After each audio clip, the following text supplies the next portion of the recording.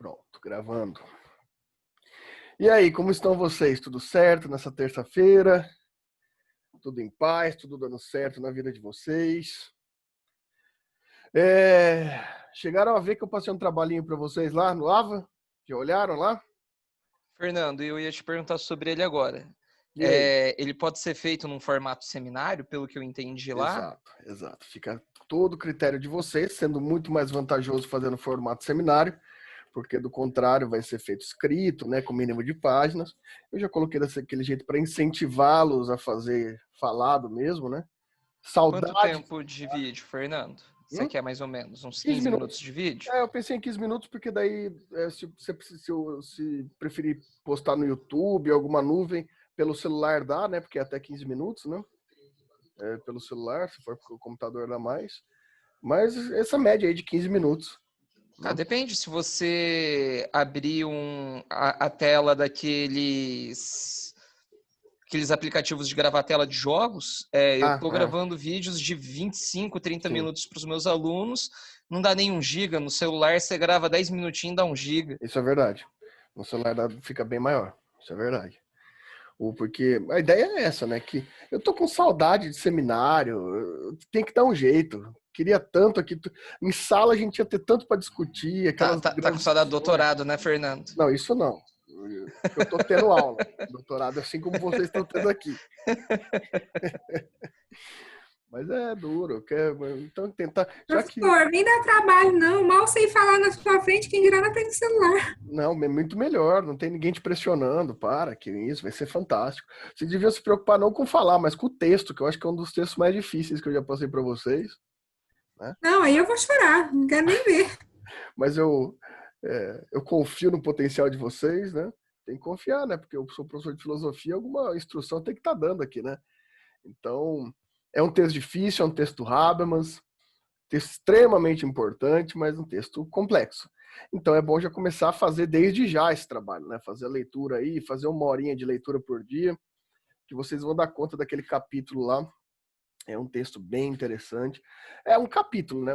Vocês vão ter que me explicar aquele capítulo. Mas, claro, o ideal seria ler tudo, né? Você lê o livro inteiro. Porque é um livro essencial para muito da pesquisa no direito, da reflexão do direito. É um dos autores mais citados no mundo hoje, é o Habermas, né? Na área do direito. O Habermas praticamente... Fernando, Oi, João. Esse texto ele vai discutir qual questão do Habermas? O Habermas está propondo uma ética a partir da linguagem, uma ética comunicativa ali, né? Então ele está propondo um método. Ele está propondo um método de... O Habermas, ele é eu acho que é o último filósofo, pelo menos o grande filósofo, que está propondo algo novo, de fato, né? É uma continuidade de Frankfurt ali, não é? Ele é bem polêmico em Frankfurt, né? Porque Frankfurt tem toda a estrutura adorniana, marxista adorniana, né? E o Habermas é um autor liberal, né? Ele não é um autor que tem ligações marxistas, né? Ele tem até citações, mas está longe de ser chamado de marxista. Mas ele fez parte da estrutura de Frankfurt. Mas os frankfurtianos... Tem uma polêmica aí do Habermas em Frankfurt, né? Muitos não o aceitam em Frankfurt, por causa da linha do Adorno, né? Eu tenho alguns materiais aqui, claro, né? São muito mais leves porque são de ensino médio. E ele traz o Habermas dentro de Frankfurt mesmo, né? E traz ele como último teórico de Frankfurt. Uma parte, né, da estrutura acadêmica, principalmente aquela politicamente ligada com a social-democracia, trata o Habermas como o último frankfurtiano, né? Já aquela parte mais ligada à teoria crítica marxista costuma não aceitar o Habermas como um frankfurtiano. Mas é uma polêmica boba no fim das contas, porque o que importa mesmo é que o Habermas é um dos últimos a apresentar uma teoria nova, inclusive para a democracia, né? Que é a democracia comunicativa e participativa, né? Então é bem interessante, é muito importante ler o Habermas, seja para concordar, seja para criticar, um autor de extrema importância. Está vivo, né? É um dos poucos que está vivo aí, que ainda está dando conferência aí, etc. A gente vai falar um pouquinho dele nesse bimestre ainda, espero, porque é um autor extremamente importante. E eu gostaria que vocês lessem esse autor, porque é de suma importância. Fernando, aproveitando aqui a deixa, já foi uma pergunta feita na aula do Botton. Uhum. Com esses novos decretos saindo, vocês têm já alguma previsão de mudança aí? Alguma mudança gradual? Ó, a gente fez. Ou ainda não se discute nada? A gente tem 4 planejamentos, né, gente? Como a gente não tem nada concreto, né? Ainda que tenha esses decretos, ainda quando a gente vai tentar se informar com o poder público, ainda não sei, a gente não pode ficar esperando a boa vontade do poder público, né? Então a gente tem 4 projetos de volta, né? A gente tem um primeiro projeto de volta gradual, híbrida, né? A gente tem um projeto de expansão, ou seja, repartição de várias turmas para e de horários, etc, né? E a gente tem 2 projetos aí de backup ainda, porque a gente teve que fazer toda a reestruturação, então estão lá. Se deixar a gente voltar amanhã, a gente volta amanhã. Só que é estranho, porque quando o decreto sai sem muita explicação, e quando a gente tenta entrar em contato, a resposta sempre aguarde determinações, né? Então eu já parei de tentar ter esperanças ou não esperanças. Estou só aguardando mesmo a resposta. Vocês estão subordinados diretamente a quem, Fernando? O Núcleo de Educação? Secretaria de Educação do Estado. Secretaria de Educação do Estado. Secretaria de Educação Estadual. E esse é outro problema, né, João? Porque tem uma briga também pelo MEC, as instituições de ensino superior, legalmente estão subordinadas à Secretaria de Educação do Estado. Mas está tendo uma briga aí se quem demanda isso é a Prefeitura Municipal ou o Estado. Para mim é pacífico que é o Estado. Mas também está tendo essa briga judicial aí de quem é o responsável por essa demanda, né? Todo mundo quer ser pai agora do filho. Ainda mais em ano eleitoral. Se der errado, ninguém quer ser pai do filho, mas se der certo, todo mundo quer ser. Essa é a questão. É importante isso ser frisado. Se der certo, todo mundo é pai. Se não der Exatamente. certo, Exatamente. é um filho largado por aí. É um filho largado por aí. Ai, gente, eu preciso que volte, não aguento mais, tá difícil. Controlar todas essas aulas, mas finalmente essas aulas estão começando a dar certo, os professores estão começando a entender como funciona. Tá tendo um probleminha ou outro, mas tá bem mais tranquila a semana. Felizmente. E aí? Vamos falar de hermenêutica? Temos muito que conversar, 24 pessoas participando. Beleza. Tá bom, né? São 2 salas, mas tá bom. Para minha aula tá bom. Não tem ninguém nem presencial. No remoto, estou satisfeito.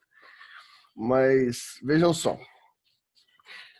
Pessoal, então, na aula passada a gente introduziu o que a gente vai discutir esse bimestre, a gente acabou concluindo que a gente vai discutir essa estrutura da hermenêutica como uma proposta salvacionista do positivismo, né? Basicamente é isso que a gente falou ali. E com isso, né? Eu acho interessante que a gente discuta aqui, comece a discutir da essência de onde vem essa tentativa de hermenêutica, né? Porque originalmente a hermenêutica não é necessariamente ligada ao direito, mas quando o direito no século XX começa a tentar resgatar a hermenêutica, ela vai atrás daqueles que tentaram trazer a hermenêutica para nós, né? E vai emprestar muito daqueles conceitos, né? Então essa primeira aula nossa aqui, a gente vai tratar de 2 autores, que são talvez os pais da hermenêutica moderna, né? Um deles ali, que é o primeiro que a gente vai discutir agora, ele está presente ali no século XVI, né? Ou seja, a gente está tratando ali de um período do fim, né, da estrutura derradeira da Idade Média ali. O segundo também é a partir desse mesmo modelo, só que são teólogos, né? A gente vai tratar de 2 teólogos importantes da estrutura da hermenêutica. Por quê? Por que teólogos? Lá vem eu de novo com essas ideias teológicas, né? Na verdade é porque é uma proposta muito próxima, né? O direito é tão messiânico quanto a religião, né? Mas para além disso, a hermenêutica ela vem de o que vocês podem lembrar, né? Se eu estou falando de teologia e interpretação, reinterpretação e século XVI, eu estou falando de um evento bem claro ali para todos vocês, né? Imagino que todos vocês se lembrem. A gente está falando praticamente da reforma protestante aqui, né? A gente está diante de uma reforma de interpretação bíblica. Ou seja, a raiz da hermenêutica, como a gente falou aula passada, que seria essa hermenêutica que é esse para além da interpretação que a hermenêutica propõe, já é um para além da interpretação justamente por a gente estar tratando de uma tentativa de reestruturação bíblica, né? De reestruturação do ideário, do aparato dogmático católico cristão, né? Até o século XVI bem estabilizado. Ou seja, a gente tem até esse momento, né, até o grande rompimento ali do reformismo protestante, a gente tem o que a gente pode chamar de exegese. Peraí, só segura aqui que o Lucas está me falando aqui que o livro está dando erro. De fato, em alguns computadores está dando erro para baixar, viu? Só que eu já coloquei, o Lucas está aí, se o Lucas estiver aí, já fala, eu coloquei duas opções se vocês abrirem lá. Tem para baixar, que está dando problema em alguns computadores, e também tem um link de uma nuvem, né? Então, na parte ali de cima, onde vai estar um link, tem um link de uma nuvem. Se você não conseguir baixar pelo download ali do material, no AVA, tem também o link para você baixar da nuvem, e eu também coloquei o livro no grupo de vocês. Beleza?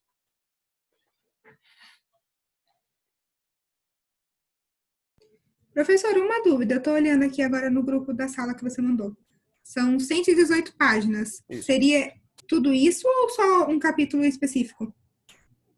É que eu não li o AVA ainda. Tá, é só um capítulo. Tá. Obrigada. O Lucas falou que não vendeu certo. Eu já coloquei essas duas hipóteses e no grupo por isso mesmo. Porque como é um livro grande, pode ser que dê problema do AVA reconhecer em alguns sistemas.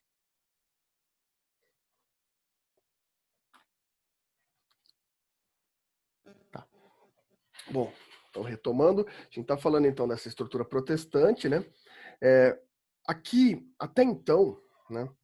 Até esse momento, a gente pode dizer que o que se fazia, o que se dava por interpretação bíblica até então, vamos dizer assim,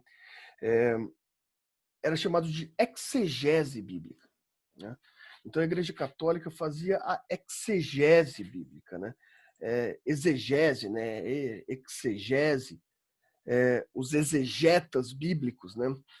Que basicamente essa exegese era uma dissertação, comentário para esclarecer uns termos bíblicos, né? Então a gente tinha como base do esclarecimento bíblico, da exegese bíblica, uma estrutura que muitos de vocês conhecem, que é o chamado dogma, né? A dogmática, ou seja, o cânon católico, a dogmática, o regramento da Santa Sé, trazido assim pelo Papa e interpretado por meio de exegese por bulas papais, né? Por elementos unilaterais do Papa para toda a estrutura de cardeais e toda a estrutura da Igreja Católica, como uma estrutura única de palavra única, ou seja, você tinha o Papa, que era o responsável pela exegese bíblica, né? Pelas informações dogmáticas e pelas instruções exegetas de bula papal. Então você não tinha uma possibilidade ampliativa de interpretação. Para a Igreja Católica, isso faz muito sentido, né? Se você tem um elemento de tradição católica, que ela se mantém baseada numa tradição, né? Baseada numa estrutura tradicional, num cânon tradicional, né? Faz sentido você ter uma estrutura lateral de interpretação, uma exegese.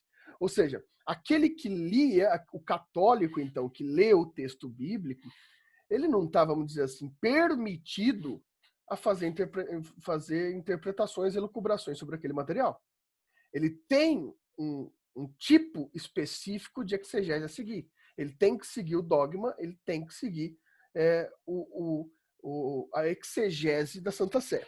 né? Se você pega, por exemplo, a Bíblia TEF, né? Essas interpretações católicas por essência, elas vão ter rodapés dogmáticos, né? De dogmatização. Você vai ter em passagens confusas ali, já a passagem explicando qual é a posição da Igreja Católica, qual é a posição papal sobre aquela interpretação. Isso é exegese.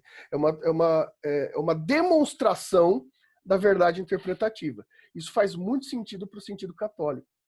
Só que, como vocês bem sabem, em determinado momento ali no século XVI, a gente tem um grande rompimento com isso, né? Lutero, que é o autor, um dos autores que a gente vai discutir aqui hoje, né? Martinho Lutero, ele é um dos primeiros ali a questionar a possibilidade de reinterpretação e, principalmente, de questionar as interpretações exegéticas. É muito interessante porque a gente está lidando aqui com o Lutero, que é um alemão, um linguista alemão, que ele vai fazer tanto a retradução da Septuaginta, né, da Bíblia grega, da tradução hebraica para o grego, e também das traduções hebraicas do Antigo Testamento, né? Então, ele vai utilizar a língua alemã, que é uma língua essencialmente filológica, ou seja, que encontra nela sentidos específicos de palavras, sentidos filosóficos de palavras, para trazer interpretações, para ampliar as interpretações, para permitir essa ampliação interpretativa do texto bíblico, né? Só que vejam, a gente está lidando aqui, não é com um texto, um romance, um texto que tem nuances que podem ser resolvidas. A gente está lidando essencialmente com uma estrutura de fonte religiosa. Então, a proposta de Lutero é justamente um caminho, uma estrutura onde aqueles que viriam a ser pastores, ou seja, aqueles não iniciados pela Igreja Católica, né, aqueles de nós, aqueles do meio de nós, pudessem se utilizar para uma tradução, para uma interpretação, segundo ele, né, hermenêutica cristológica, né?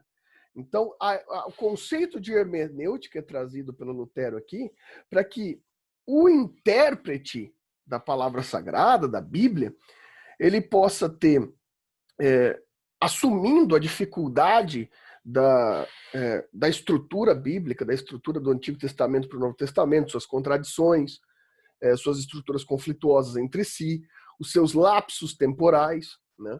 Se você for pegar os livros mais antigos historicamente, como por exemplo Números, né, que está quase um milênio para trás do período comum, né, do período comum, e João, que é o mais recente dos evangelhos ali, quase nos anos 300 já, o lapso de quase 1.500 anos entre eles aí pode gerar um grande conflito de interpretação, né? Então Lutero tenta trazer uma forma quase que metafísica de interpretação, né? Então Lutero vem propor formas, um método interpretativo para que, beleza, não é só o Papa que pode interpretar, nós também podemos. Só que nós não podemos ser irresponsáveis com a interpretação. E daí ele traz aquele conceito que a gente falou lá passado, de como que essa palavra interpretação chega até nós, por esse meio da interpretação, e por que hermenêutica seja uma coisa quase divinista, né? Hermes. Ou seja, Lutero vem propor para a gente uma chave observativa, uma chave de apreensão de texto, que permita que esse modelo possa ser feito por nós. Ou seja, saia do controle da Igreja Católica e nós, no sentido dele aqui, aqueles não iniciados, aqueles não eclesiásticos, aqueles não pertencentes ao chamado católico, possam também ter suas formas de interpretações. E mais que isso, possam discutir as interpretações. Isso, claramente, é o sentido da religião moderna, né? A partir de Lutero, então, a gente vai ter todas as raízes, né, protestantes, evangélicas e tantas outras raízes cristãs, e não mais a hegemonia católica, né? Por quê? Porque a partir de Lutero, essa possibilidade de hermenêutica é dar um método de interpretação bíblica onde possa haver discussão sobre o sentido dogmático, né? E como que a gente pode entender, talvez? Vocês estão entendendo isso que eu estou falando? Alguma questão até aqui? Fernando, Oi? vê se eu consigo, se eu entendi. Pode-se dizer, então, que a exegese para a Igreja Católica, naquele período, para eles lá, é como se fosse para nós hoje a Constituição, e a interpretação dos papas era como se fosse um civil law, e o Lutero tentou implantar um common law. Pode ser.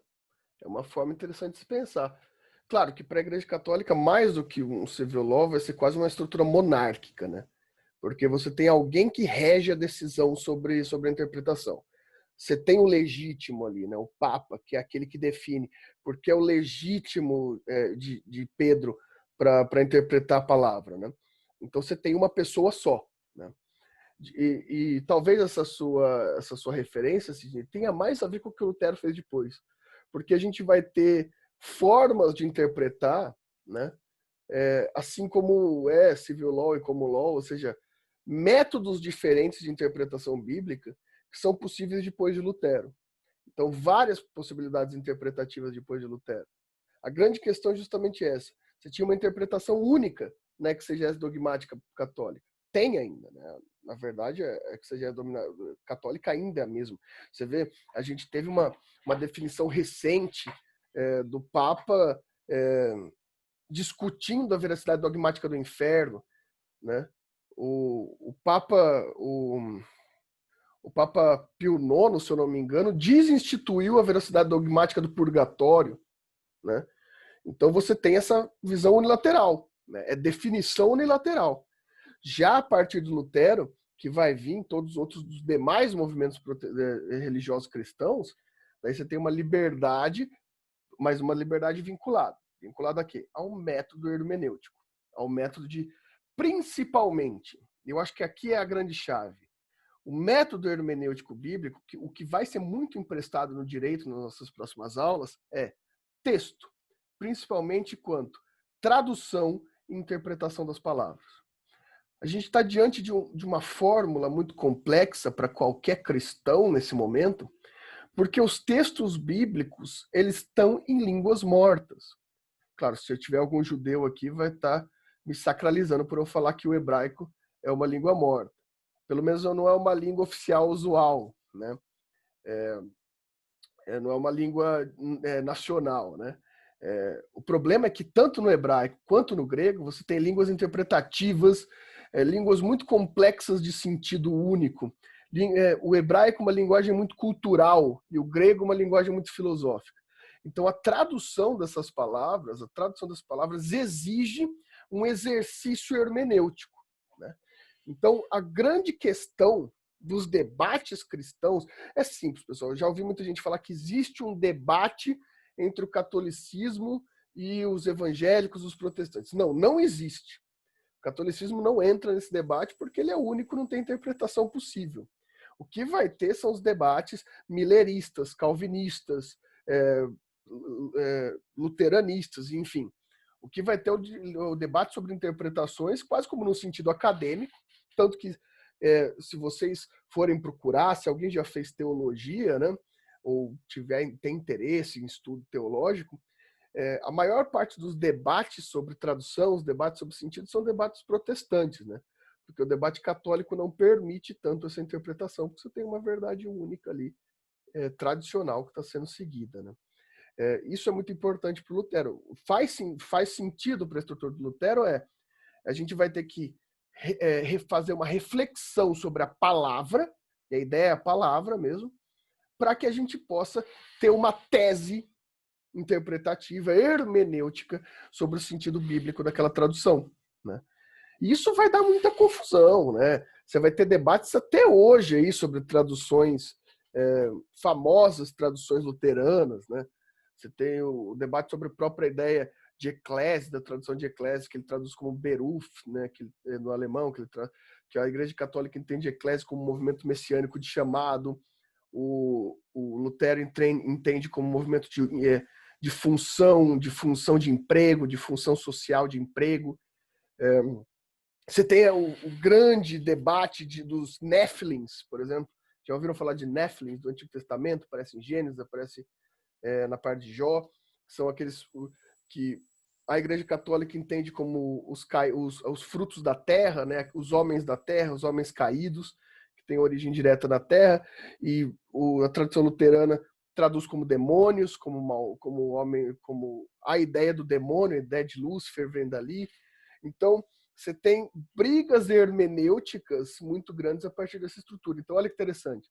Quando a gente fala em hermenêutica, já na raiz, ainda que seja uma raiz teológica, a gente está falando necessariamente de reflexão sobre o sentido da palavra. A gente está falando de um problema básico, que é o problema da tradução.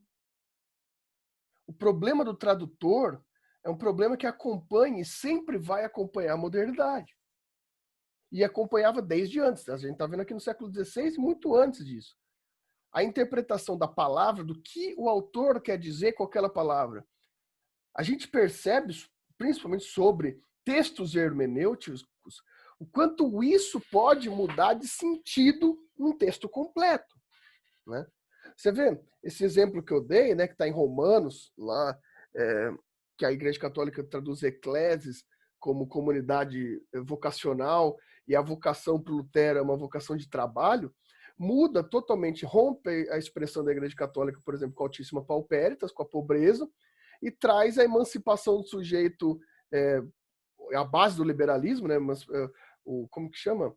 A promoção do indivíduo financeiramente na interpretação luterana. Ou seja, o conceito foi totalmente rompido entre essas duas estruturas por conta de uma tradução, de uma hermenêutica sobre uma tradução de uma palavra. Essa é uma preocupação muito grave para a estrutura hermenêutica. E começa com essa interpretação religiosa. Porque dependendo daí você me pergunta, é possível isso? Claro que é possível. Eclese vai sendo traduzida como vocação tanto pelos católicos quanto pelo Lutero. Só que o sentido dado à vocação é a hermenêutica. Isso muda totalmente a interpretação de ambos. E isso pode ser mais jurídico e preocupante para a estrutura jurídica do que isso. A nossa lei é escrita, a interpretação legal é escrita. A hermenêutica sobre a lei faz toda a diferença sobre a estrutura de como o resultado daquela lei dará. Por isso que esses autores são extremamente importantes aqui. Né? Para a gente tentar a gente pode pensar, né, o que Lutero estava dizendo basicamente, e vai ser utilizado depois pelos autores modernos. Né? Vamos colocar primeiro aqui, vou colocar para vocês, cadê minha luzinha aqui? Para vocês terem noção, o que vai ser, basicamente, né? O que vai ser, quais são os grandes autores em ordem cronológica aqui da hermenêutica, utilizando o outro, né? Então, primeiro você vai ter Lutero, né, o mais antigo, e basicamente junto com Lutero ali, que é o que a gente vai tentar falar hoje também, a gente vai ter o Friedrich Schleiermacher. Esse aqui, na verdade, é conhecido como pai da hermenêutica. Só que ele empresta muito do Lutero, suas interpretações, ele só deixa mais metodológico, também um teólogo. Né? Você vai ter aquele que vai estudar Schleiermacher mais profundamente, vai ficar ali no meio termo deles, que é o Dilthey, né? Que vai ser biógrafo de Schleiermacher. Né? Para Dilthey influenciar diretamente um autor já do século XX, que é o Heidegger. Né? Heidegger, que tem uma ligação filosófica um pouco mais conservadora, que retorna um pouco para a Igreja Católica, que vai ser contestado pelo Gadamer, né? E, no final das contas, no nosso tempo, né, o Ricoeur vai ser aquele que vai exprimir o que todos eles estavam falando e vai chamar de hermenêutica da modernidade, hermenêutica da lei. Né? Então, essa estrutura aqui é a estrutura básica da hermenêutica. Esses autores aqui são os autores que você tiver interesse pela hermenêutica que vai tratar. Eu provavelmente nas nossas aulas não vou tratar do Dilthey, porque ele só reproduz meio, ele dá uma experimentada ali no Schleiermacher, que é um interpretador do Lutero. E vamos tentar falar um pouco de Heidegger e Gadamer, e não preciso falar do Ricoeur, porque basicamente tudo que a gente está falando aqui é fruto do que o Ricoeur vai falar no final, das boas interpretações dele. Então a gente consegue ter essa visualização aqui dos autores da hermenêutica. Tá? Bem, e se a gente for falar de Lutero, né? Se a gente for falar especificamente de Lutero, talvez o que a gente precisa pensar, como que Lutero propõe, né? Propõe essa estrutura hermenêutica dele cristã, ele vai promover o que ele vai chamar de chave hermenêutica. Né? Inclusive, Lutero ele vai falar em determinado ponto dos escritos dele, né? Ele vai falar alguma coisa como Jesus, né? Cristo, o Messias é a chave que abre as escrituras, né? Para submeter livros, para se submeter aos livros, eles precisam se submeter à vontade do Messias, à vontade de Jesus. Ou seja, ele vai criar um método aqui, que ele vai chamar dessa chave hermenêutica, né? Ou uma hermenêutica cristológica, né? Uma chave de interpretação, de validação da interpretação, a partir dos textos bíblicos que mencionam as ideias cristãs, né? de Cristo, pelo Cristo talvez não seja a palavra correta para definir aqui, Cristo no sentido metafísico de Messias, mas sim de Jesus de Nazaré. O que ele quer dizer com isso? Bem, existe alguma contradição, por exemplo, mais fácil, entre o texto paulino e os textos que não falam da história, das palavras de Jesus de Nazaré, diferente dos evangelhos de fato, né? Pelo menos os sinóticos, e aqui a gente que vai ter divergência do que fala em Mateus, por exemplo. Vai ter divergência. Então você interpreta aquilo falado pelo texto paulino pela chave de leitura do que foi falado, pelo menos o que a Bíblia traz como que foi falado como estrutura cristã. Ou seja, como que a gente vai interpretar o Antigo Testamento na estrutura bíblica? Pela chave das palavras escritas de Jesus. É isso que Lutero está propondo. Como interpretar? Você pega uma chave, você pega um conceito. Então ele propõe o estudo minucioso daquilo que é trazido nas escrituras bíblicas como palavra referenciada a Jesus de Nazaré, e a partir desses conceitos, das interpretações desses conceitos, que devem ser interpretados todos os demais conceitos bíblicos. Então tem uma chave hermenêutica, né? Tem alguns autores, alguns teólogos que levam isso até hoje à radicalização. Quem é ligado aí, principalmente com a estrutura cristã presbiteriana, ou milerita, né, adventistas, etc., deve conhecer um teólogo que é o Caio Fábio, muito controverso, né? É muito controverso Caio Fábio, que ele coloca essa ideia como princípio do evangelho, ele radicaliza, então ele chega a chamar as cartas paulinas de alguns pontos de hereges, né? Porque ele vai fazer essa comparação do texto da chave de Cristo, né? Da chave de Jesus de Nazaré, daquilo que é apresentado biblicamente como pensamento de Jesus, em comparação com demais livros bíblicos. Então vocês estão entendendo que interessante que ele está fazendo aqui? Ele procura uma chave interpretativa. Ele procura, eu vou interpretar as estruturas bíblicas a partir de um ponto. O meu ponto de verdade estudos minuciosos sobre aquilo que eu interpreto como palavra cristã, palavra de Jesus de Nazaré.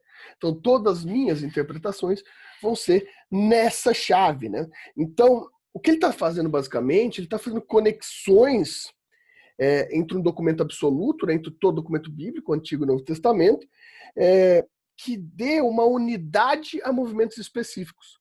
Então, a partir de um conceito cristológico, ele vai dar interpretações a todos os demais conceitos, né, a todos os demais conceitos bíblicos em geral. Então a interpretação sempre vai resultar na comparação com aquela chave hermenêutica, né? Ou seja, aqui colocado por ele como uma hermenêutica cristológica, chave hermenêutica é a palavra escrita de Jesus de Nazaré. Claro que isso vai ser muito problemático, por exemplo, né, para os calvinistas, etc., que vão questionar ali ideia messiânica, de iluminação, de inspiração, mas enfim, esse não vem ao caso. Mas o que o Lutero está propondo aqui é que para uma boa interpretação bíblica, você tem necessariamente que ter uma chave interpretativa. Então você tem que ter um bom conhecimento. Então, por exemplo, aqui a gente já vai começar a chegar mais próximo do Schleiermacher. Para Lutero, para eu interpretar bem, por exemplo, um livro profético como o de Daniel no Antigo Testamento, eu preciso conhecer muito bem, interpretar muito bem um grande estudo sobre os evangelhos sinóticos. Eu preciso ter toda a noção de quais são os sentidos, de ter uma boa interpretação das palavras do que é colocado como palavras de Jesus de Nazaré, para poder interpretar o Antigo Testamento de Daniel. Só posso interpretar o Antigo Testamento de Daniel com aquele sentido tido nos sinóticos. Olha que interessante. Ele fala, só é possível interpretar com uma chave de interpretação. Eu tenho que optar por uma chave de interpretação. E eu tenho que ser perito nessa chave de interpretação. Eu tenho que optar. O Lutero está dando para a gente uma questão muito interessante. Não dá para ficar em cima do muro. Você naturalmente emite opinião na sua interpretação. Então que você seja perito na sua opinião. Olha que maravilha. Estou pensando agora que eu comecei a concordar mais com o Lutero do que eu achava. Lutero tinha que voltar para o nosso tempo, onde todo mundo quer falar do que não entende merda nenhuma, né? Sobre tudo o tempo todo, né? Então tá faltando mesmo um pouco de hermenêutica luterana aqui, né? Para você dar a sua opinião, você tem que entender do que você está falando, né? Caramba. Deixa eu ver. A Nazaré falando, teria que pregar a palavra de Jesus para poder fazer interpretações também nas passagens da Bíblia. Basicamente, Nazaré, é interessante isso, porque na estrutura luterana você tem toda essa ideia pastoral, né? Então, a palavra pregada para o Lutero é a palavra de Jesus, que é um exercício possível, que, por exemplo, se você vai falar de um texto judaico, por exemplo, do Antigo Testamento, dentro desse texto judaico, a sua pregação é de Jesus. É interessante isso. Você pega um salmo e você interpreta o salmo como sendo uma pregação de próprio Jesus, que não é, porque são em tempos diferentes. Mas você faz isso como um exercício interpretativo. Né? Você faz isso como um exercício interpretativo. E aí, dúvidas até aqui? E aí? Nada até agora? Hoje vocês estão fracos, hein?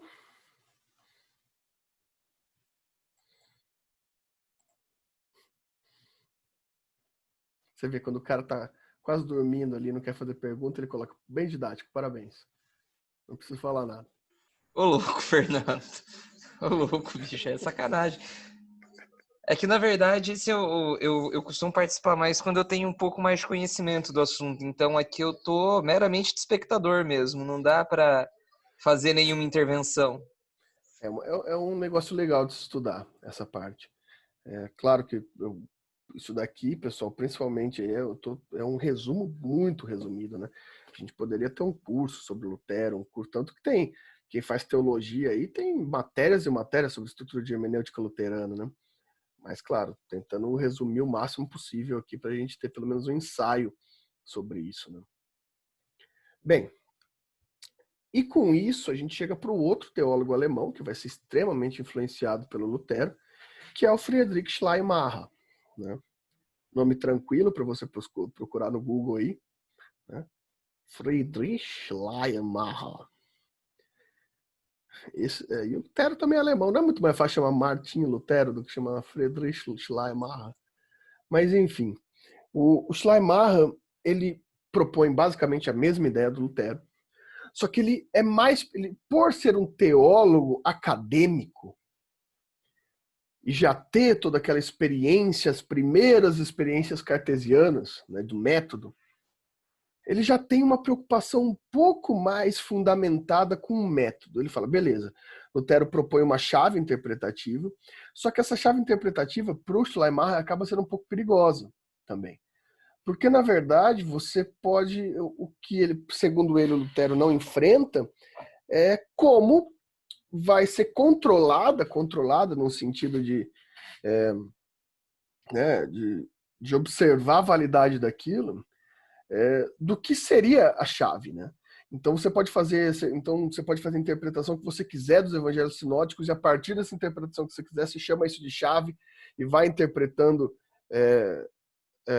do jeito que você quiser. Você já viu uma reportagem de um cara que era um pastor de uma cidade pequena que começou a pregar que na Bíblia tava mandando ele trair a esposa dele?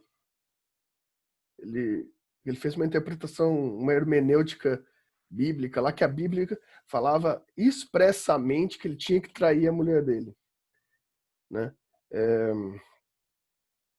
Só que lá estava a palavra agora traíra, sabe, no tempo verbal. E ele leu como agora trairá, né? Então ele falou, então Jesus falou agora trairá. Então me mandou trair. Isso é o problema que o Schleiermacher está falando que é o problema do Lutero. Que você não coloca muitos limites para essa chave inicial. Essa chave inicial tem que ser mais metodológica. Então, para você demandar o que é essa chave inicial de interpretação, você também precisa de um método hermenêutico, né? Você também vai precisar de um método. E o método Schleiermacher é bem exaustivo. O Schleiermacher é o típico alemão que entende que para você entender de alguma coisa, você tem que exaustivamente entender daquela coisa, né? E talvez esse seja um dos métodos mais aceitos ainda pela tradição filosófica alemã, né? Basicamente, para essa filosofia do Schleiermacher, eu vou tentar dividir aqui, né, da seguinte forma. Né? Para o Schleiermacher, será que é bom escrever o nominho do Schleiermacher aqui? Friedrich Schleiermacher. A gente pode definir que para interpretar um texto, para fazer hermenêutica a um texto, a gente precisa seguir determinadas regras de leitura do texto. Então,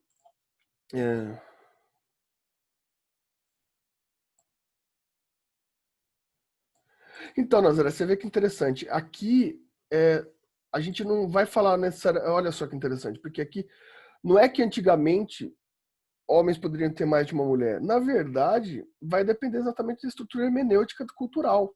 Algumas culturas iam permitir, né, essa estrutura, outras não, né? As estruturas basilares do judaísmo não permitiam, mas algumas permitiam, né? Pelo menos na nossa raiz aqui. Existiam alguns cristãos gnósticos que permitiam, mas o cristianismo apostólico nunca permitiu. Então, por exemplo, a gente sempre vai ter esse conflito hermenêutico, vai ser a própria forma de interpretação cultural, né? Na verdade, isso que é interessante para a gente aqui. A nossa realidade só é realidade e verdade por um método hermenêutico. Hoje, a gente pode considerar certo ou errado determinada coisa. Mas essa é a grande questão. O método hermenêutico nos prova na história que essa base de interpretação é totalmente volátil. O que hoje é criminoso, há tempos atrás não era. O que hoje é moral, há tempos atrás não é moral. A grande busca desses teóricos que a gente está conversando aqui são tentar encontrar uma certa estabilidade para as interpretações, para que a gente não fique nessa delicadeza de conflitos sobre a mesma questão, né? Então, na verdade, esse é o ponto final desses teóricos aqui. É tentar encontrar um método, uma base, para que a gente não tenha essa amplitude interpretativa. Vocês tinham concubinas de hoje. Mas veja, é aquilo que a gente já deu exemplo ainda numa das nossas primeiras aulas.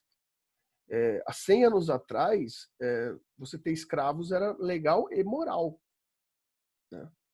A interpretação legal e moral sobre essa questão mudou completamente, né? Então é essa investigação que a gente está fazendo aqui. E esses métodos querem isso, principalmente na aplicação do direito. Que a gente não tenha uma insegurança interpretativa que mude demais os nossos sentidos dados às coisas. Você vê que é um método originalmente teológico porque busca uma estrutura de verdade, né? questão é essa, que se busca uma estrutura de verdade. Bom, então, para Schleiermacher, a gente tem que começar a pensar o seguinte. Para eu iniciar essa discussão, eu quero entender o quê? Bom, eu quero entender uma passagem. Claro que aqui a gente está falando de estruturas bíblicas, porque Schleiermacher era um teólogo. Mas dá para a gente interpretar isso a qualquer leitura que a gente faça. Né? Schleiermacher está falando, eu quero entender uma palavra. Né? Eu quero entender o que Paulo quis dizer com klesis em Romanos. Para entender aquela palavra, eu tenho que fazer uma leitura global. Então eu tenho que pegar o autor e conhecer todo o método do autor, toda a estrutura do autor. Eu tenho que conhecer sua bibliografia, eu tenho que conhecer sua biografia. Eu tenho que ter um profundo conhecimento sobre aquele autor. Né? Para começar a aplicar esse autor a determinadas provações teóricas. Então, em primeiro lugar, a gente tem que dar a esse autor, um critério teórico. Né? A gente tem que estabelecer aqui, né? A gente tem que estabelecer fundamentos teóricos. Como que eu faço isso? Eu pego a obra do determinado autor que eu quero interpretar e eu estabeleço qual que é a linha de base teórica daquele autor. Né? Então, uma das grandes questões aqui importantes, assim como em Lutero, a hermenêutica não se entende por uma questão neutra. A hermenêutica ela tem que buscar um critério unilateral, uma posição, uma teoria aplicada por aquele autor. Então, você tem que definir. Né? A gente está falando de texto bíblico, por exemplo, no caso do mais polêmico, as interpretações paulinas nesse sentido. Paulo tinha raiz grega, Paulo tinha raiz judaica. Se era raiz judaica, era a relação saduceia, era a redução fariseia. Ele tinha experimentações, como que a gente pode falar, místicas, mitológicas, como alguns interpretadores falam. Ele era místico. Ele tinha certa relação gnóstica. Ele tinha relação pagã romana. São várias interpretações que você pode ter a respeito do texto paulino. Então, aqui você tem que determinar uma linha de base. Qual que é a linha de base na sua interpretação para que vai ser adotada para estudo desse texto?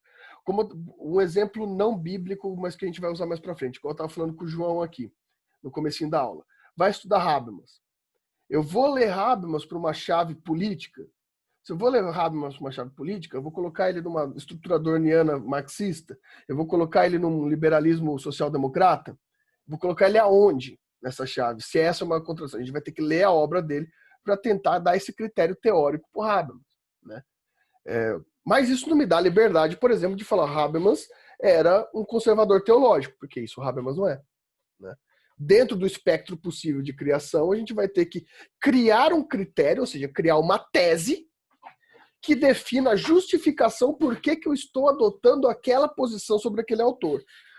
Logo, se eu tenho um critério teórico, né, eu tenho uma possibilidade de estruturação filosófica dessa hermenêutica. Então, eu vou criar um critério filosófico de absorção do critério teórico. Então, se eu tenho uma linha de base teórica, eu vou começar a criar conceitos filosóficos sobre aquela linha de base teórica. Ou seja, para o Schleiermacher não há como eu interpretar um texto matemático sem eu criar uma linha de base filosófica para aquele texto. Então, a partir daquele critério teórico, eu tenho que começar a fazer dedução e problematização daquele texto. Eu preciso criar todas as possibilidades de método possível de elaboração, de fundamentação filosófica, ou ainda de hipóteses e deduções sobre aquele texto. Eu tenho que fazer reflexões e problematizações sobre aquele texto. Então, eu tenho uma linha de base e eu tenho a desconstrução e reconstrução daquele texto. Esse é um método de Schleiermacher, é um método utilizado até hoje por universidades alemãs e universidades francesas. Existem algumas instituições, principalmente na França, que, por exemplo, para você entrar com pedido de livre docência, de um projeto de doutorado, por exemplo, Você apresenta seu projeto, né, justifica seu projeto, quase como uma pré-tese, e apresenta num prazo de 1 ano, olha só a dificuldade, de 1 ano, uma contra-tese. Você tem que fazer uma nova tese contestando o seu projeto de tese original. Se você for capaz de justificadamente e bem fundamentar contra a sua própria tese, você já está maduro o suficiente para elaborar agora de fato a sua tese, né? É basicamente o critério filosófico de desconstrução para reconstrução. Então, o que Schleiermacher está ensinando para a gente é, se a gente acha o critério teórico daquele autor, agora a gente tem que ser dedução e hipótese. A gente tem que ir desconstruindo e reconstruindo teoria. A gente vai aplicar uma estruturação filosófica. A gente vai questionar os elementos daquele critério teórico, para que ele fique muito bem fundamentado, a gente não tenha dúvidas. Na verdade, a estruturação filosófica, o que ela é? Uma reafirmação do critério teórico. Se eu conseguir desconstruir e reconstruir, significa que meu critério teórico está próximo do verdadeiro. Porque eu consegui reestruturar algo que eu problematizei. Sabe aquela coisa? Eu defendo um ponto. Vem o eu e começa a problematizar totalmente seu ponto. Se você não consegue reconstruir ele, você vai ficar o quê? Você vai ficar achando que você mudou de ideia. Que eu te convenci. O seu exercício, normalmente, é tentar reconstruir seu argumento. E se você reconstrói seu argumento contra o meu contra-argumento, seu argumento, quando se reconstrói muito mais potente e muito mais bem abalizado do que originalmente. Então, essa é a primeira função desse movimento. Estão entendendo? Quem não está entendendo isso?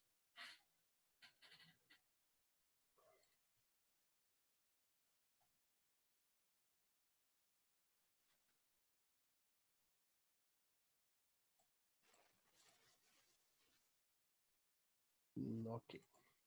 Beleza. Então eu tenho um critério testado. O critério teórico, eu adotei um estudo profundo sobre o autor a qual eu quero interpretar, sobre os conceitos que ele traz, e testei com uma estruturação filosófica os conceitos que esse autor traz. Logo, eu tenho um critério teórico e sua fundamentação muito bem elaborada. O que Schleiermacher fala para a gente aplicar agora, tendo essas condições, é aplicar metalinguagem. Olha só que interessante.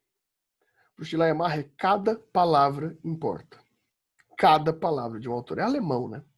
Cada palavra importa. Então, agora, eu vou ter que estudar metalinguagem. O que significa isso? Eu vou pegar as palavras do texto. As palavras. Você vê que isso faz muito sentido para o critério bíblico, né?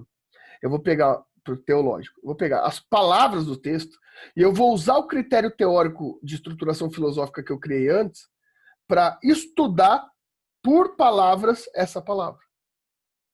Então, eu vou fazer um ensaio filológico, metalinguístico, vou estudar a palavra, vou pegar uma palavra conceitual e vou aplicar estudo de conceitos conceituais a essa palavra por meio do critério teórico que eu aprendi anteriormente. Agora você deve estar pensando, que maluco que esse Schleiermacher, quem vai fazer isso? Bem, na verdade, uma boa parte dos alemães fazem isso até hoje, né? Vai pegar a estrutura acadêmica filosófica, da filosofia, por exemplo, tem autor que está há 50 anos estudando um parágrafo de uma obra antiga, né? Eles levam muito a sério a hermenêutica. E muitos avanços interpretativos vieram graças a essas pessoas. Isso é extremamente importante. Claro que são trabalhos de vida isso daqui, teoricamente falando, né? Mas a preocupação de Schleiermacher é maior que essa. É a possibilidade de uma interpretação satisfatória quanto à estrutura bíblica também. Ou seja, a gente está falando de um cara que está pedindo para a gente estudar um critério teórico de um autor, se posicionar, problematizar, desconstruir, reconstruir, pegar o resultado dialético dessa desconstrução e reconstrução e aplicar por metalinguagem no contexto de palavra por palavra daquele texto. Cada palavra daquele texto, eu implico o critério teórico escolhido para hermenêutica, para a interpretação daquela palavra. Interpretando tecnicamente palavra por palavra, eu vou chegar num fim interpretativo. Então, quando eu falei para vocês que hermenêutica não é interpretação, hermenêutica não é interpretação. Hermenêutica é um conhecimento extremamente profundo e complexo sobre sentido de um texto. Porque o texto é vazio. O que a hermenêutica propõe é dar sentido para um texto, né? Vocês estão entendendo? Beleza. Ou seja, no final, não é interpretação, porque vai além da filologia, ou seja, do estudo do significado da gênese, da raiz da palavra, e da história. Então, vai além da raiz da história. Mas ele vai propor que o texto fala do próprio texto. Ele vai propor um texto que conversa com o próprio texto. Né? Então ele não está preocupado em teleologia, ele não está preocupado em encontrar qual era a intenção do autor, ele não está preocupado em entender aquela palavra, qual o significado da raiz cultural daquela palavra, da onde vem a história daquela palavra, daquele texto.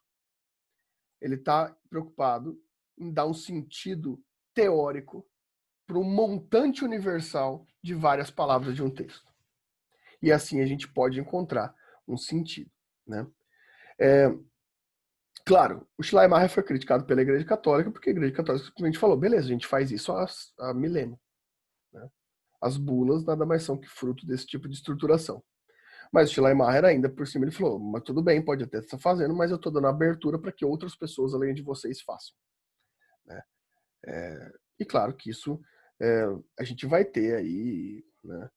Agora eu pergunto para vocês, né? A gente não teria que confiar muito mais numa interpretação de quem faz isso? Pois é. Só que a gente está vivendo num tempo onde isso daqui chega a ser um absurdo. A gente está vivendo num tempo onde pensar em ter um estudo dessa complexidade como qualquer coisa é perda de tempo.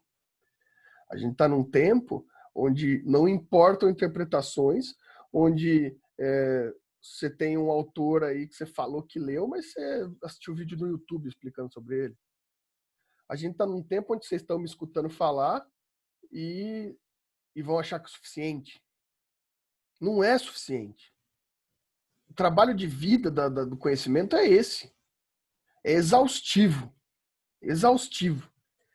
A gente tem muito que aprender com esses autores. Muito que aprender. É esse tipo de leitura que a gente tem que fazer.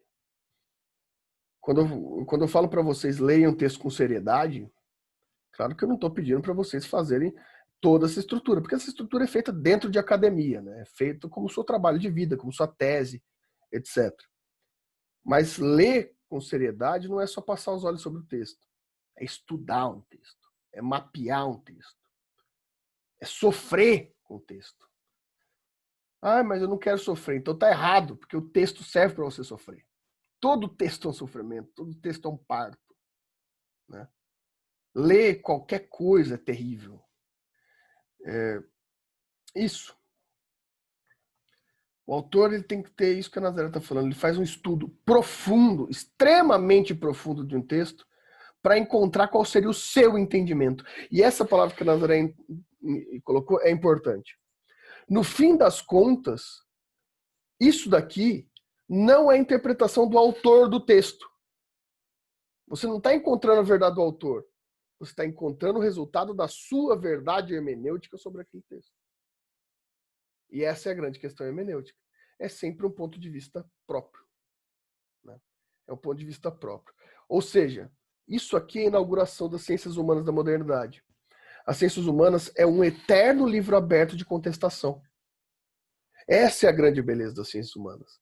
Ela nunca está certa. Ela é sempre fruto hermenêutico. Né? Um século depois, o Nietzsche vai falar que não há interpretação. Né? Na verdade, não há verdade, só há interpretação. Exatamente. Todo trabalho de ciências humanas, de leitura, é essa dificuldade para que você passe 50 anos da sua vida estudando, para que alguém tenha a oportunidade de discordar e provar que você está errado. Essa é a beleza do negócio. Essa é a evolução da hermenêutica, para isso que a hermenêutica está aqui. E aí? Pesado mesmo é criticar o Kant e dizer que ele está errado, né? Ah, mas isso eu vou falar, viu? Isso me dá pesadelo à noite. Eu não aguento mais, eu tô lendo essa merda desse Kant faz quantos anos? Odeio aquele cara. E ainda não consegui vencer. E ainda vai demorar muito. Mas um dia eu chego lá. Um dia eu chego lá pra provar que o Kant tá errado. Quem sabe daqui uns 50 anos. Se tudo der certo. E eu não ficar louco até lá. Que pode acontecer bem mais rápido do que isso. Bom, pelo menos uma coisa com o Kant a gente aprende, né, Fernando? O Kant, ele era extremamente metódico, né? É. E para você fazer esse estudo hermenêutico, a minha visão pode ser que ela esteja errada. Você tem que seguir o mesmo rigor metodológico que ele seguia, senão não há essa leitura. Sempre vai ter um kantiano que, quando você achar que você encontrou o furo do Kant, ele vai te mostrar que o Kant não cometeu esse furo. Porque o método que esse cara usou é um inferno.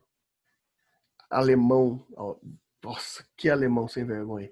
Ele utilizou o método mesmo, o método propriamente dito, muito melhor que o Descartes. Ele fechou a teoria. Por mais que você ache que está errado, porque isso que é mais bonito nas ciências humanas. Eu consigo criticar o Kant, mas eu não consigo validar o meu pensamento. A gente consegue, vários de vocês aqui vão ver, se ler o Kant, vão ver que tem umas coisas ali que não dá para concordar. Daí a beleza do método é essa, eu não posso não concordar, mas eu não estou conseguindo contestar. Porque o método dele é tão bem feito que ele ainda não permitiu que eu contestasse, mesmo sabendo que ele está errado. Mas o método dele é tão bom que não dá para contestar. Por isso que eu não me recordo quem é o autor que escreveu que mais cedo ou mais tarde toda filosofia iria ter que acertar contas com Kant. Sim, porque ele é o faxineiro da filosofia, ele limpou tudo. Né? Mas mais ou menos é isso. O negócio é pesado. Né? Mas todo mundo passou do bimestre de Kant, né? Ninguém saiu ferido no bimestre passado. Ou seja, a gente não viu nem 0,5% do Kant ali. Né? Tem muito mais para ver. E aí, dúvidas, meus caros? Comentários, dúvidas, colocações, divagações, xingamentos, desabafos.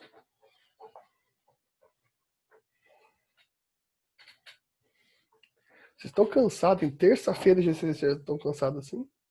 Que beleza, hein? Tentei animar vocês no começo da aula com uma musiquinha mais interessante, nem assim. Fernando, você pegou o dia do Bottom, cara. O Bottom deixa a gente arrebentado. E olha que ele tá dando, ele não tá forçando em tempo, né? Ele tá dando ali umas aulas até um pouco mais lentas, mais curtas, né? Mas o conteúdo é porrada, bicho. Porrada. O Bottom é.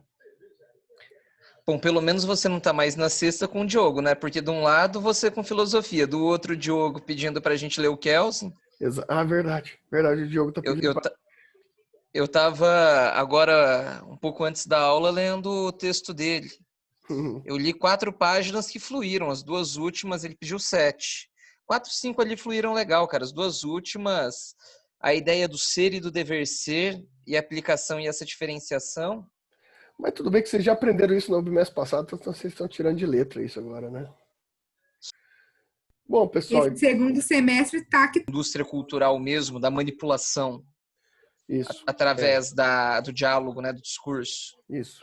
Ele vai colocar todos os vícios discursivos, o que não é ético discursivamente, para que todos possam chegar num consenso interpretativo, num consenso hermenêutico sobre vida, sobre justiça, sobre todas essas questões. Ele vai propor uma teoria onde, pela comunicação, a gente pode ter regras e métodos para que todos se entendam de fato, né? Se entendam como ética, entendam como justiça. É bem interessante, porque ele apresenta de fato essas estruturas. E aí? Tudo tranquilo, então? Ficamos para a semana que vem, então? Então vou postar. Você vai deixar algum texto para a semana que vem, Fernando?